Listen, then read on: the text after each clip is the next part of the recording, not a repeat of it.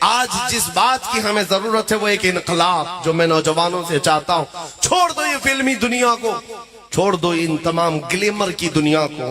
तुम्हें टिकटॉक पर बुलाकर स्टार बनाने के जो दावे किए जा रहे हैं हरगिज सच्चे नहीं है, सच्चे नहीं है। दुनिया तो तुम्हें ऐसा बनाना चाहती है कि ना तुम मर्द रहो ना औरत रहो। दुनिया तो तीसरी मखलूक बनाना चाहती है, और बनते भी हैं बहुत सारे लोग, शौक से बनते हैं। देखो इनको कानों में बालियां भी पहन लिया, हाथों में चूड़ियां भी पहन लिया, सर में चोटी भी रख लिया, अंदर से मर्द ही है, बाहर से कुछ और दिखता है। ये दुनिया तुम्हें बना रही है और तुम शौक से बनते जा रहे हो। औरतों को नंगा कर दिया, कपड़े निकालो, कम से कम पहनो। पूछो इनसे क्यों? कहा ये फैशन है, जितने कम कपड़े पहने उतना फैशन है। तो हम तो ये कहते हैं इसके एतबार से देखा जाए तो भैंस सबसे ज्यादा फैशनेबल है, वो कुछ भी नहीं पहनती, कुछ भी नहीं पहनती। जानवर बना रहे हो और फैशन कह रहे हो, पूरे जिस्म की नुमाइश ये फैशन है।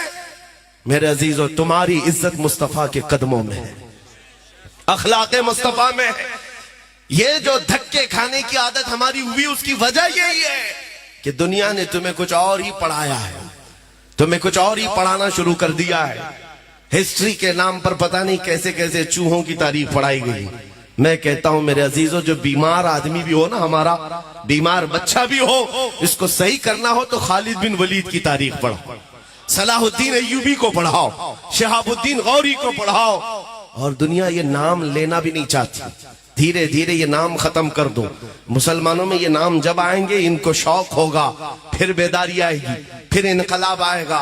इसलिए बार बार ये कुरेद करके तुम्हें ये कहा जाता वो जालिम था, ये जालिम था, फला जालिम था, महमूद गजनवी जालिम था, औरंगजेब जालिम था, सब जालिम थे। तुम्हारे दिलों में ये बात आ जाए क्यों? उन्हें पता है कि इनकी तारीख की तरफ ये जाए तो फिर ये आशिक रसूल बन करके निकलेगा। सलाहुद्दीन को अगर पढ़ाया जाए तो सलाहुद्दीन एक बादशाह का नाम नहीं है, सिर्फ एक जर्नेल का नाम नहीं है, उस अजीम आशिक रसूल का नाम है जिसने बैतुल मुकद्दस को फतह किया था, दौलत के लिए नहीं। जब फतह किया था तो जानते हो मेरे अजीजों, बीमार हो गया तो रोने लगा सलाहुद्दीन। लोगों ने पूछा क्यों रोते हो? कहा मैंने मन्नत मांगी थी कि बैतुल मुकद्दस फतह हो जाए तो मैं हज के लिए जाऊंगा, लेकिन मेरे पास हज के जाने के पैसे नहीं। वो सलाहुद्दीन है, हज पे जाने के पैसे नहीं है।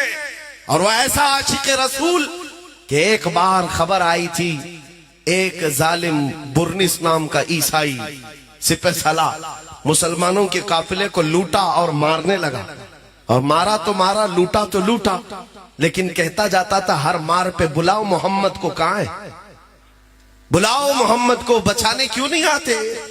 मुआज़ल्लाह रब्बिल आलमीन बार बार हुजूर का नाम लेकर ताना देता। वो मुसलमान मारे गए, लूटे गए। फिर खबर सलाहुद्दीन तक आई कि बुर्निस नाम का वो सिपह सालार ईसाइयों का, उसने ऐसी हरकत की है। सलाहुद्दीन की एक आदत थी, जंगी कैदियों को बहुत आजाद करता था, बहुत आजाद किया है।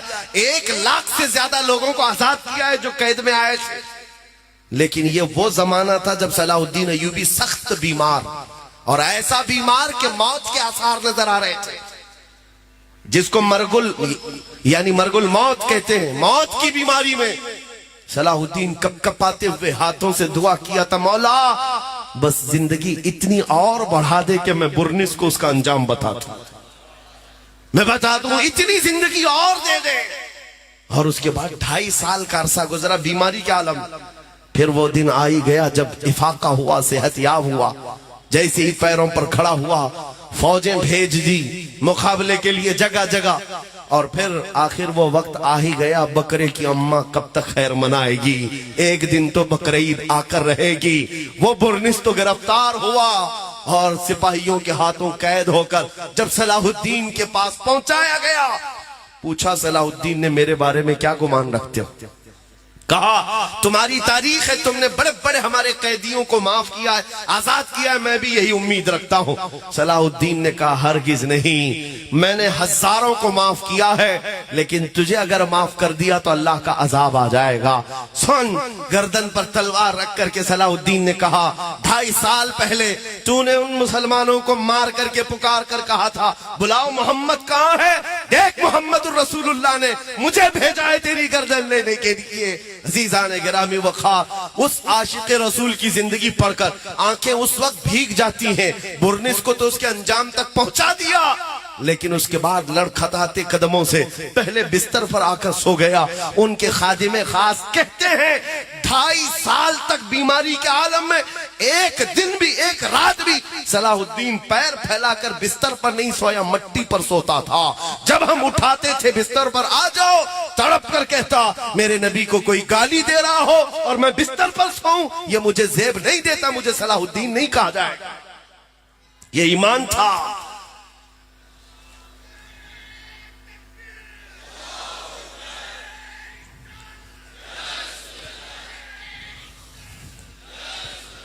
अजीज़ान गिरामी वक़ार, मैं तारीख बहुत सारी चीजें आपके सामने सिर्फ इसलिए रखता हूं कि कामयाबी हमने देखी है सिर्फ और सिर्फ तुम्हें नबी पाक के कदमों से वाबस्तगी में है।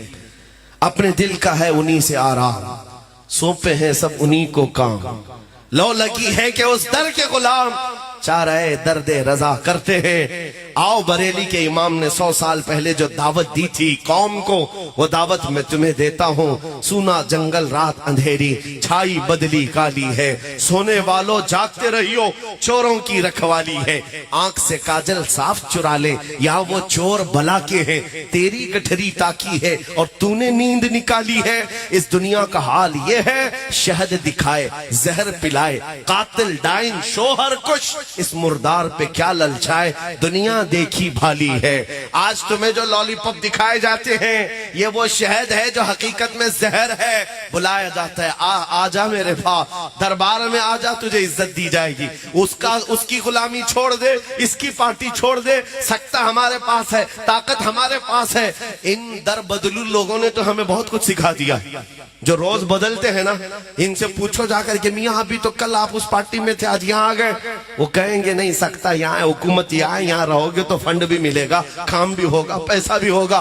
तुमने बहुत अच्छी बात सिखाई है, जिसके पास ताकत होती है उसके पास जाने में फायदा होता है। तो सुनो कान खोलकर, हम सुन्नियों का मिजाज ये है, हम ताकत और कुव्वत का मालिक 5 साल वालों को नहीं समझते, उस हसीन गुंबद खजरा के मालिक को, जहां में उनकी चलती है। वो दम में क्या से क्या कर दे, जमी को आसमां कर दे, सुरैया को सरा कर दे।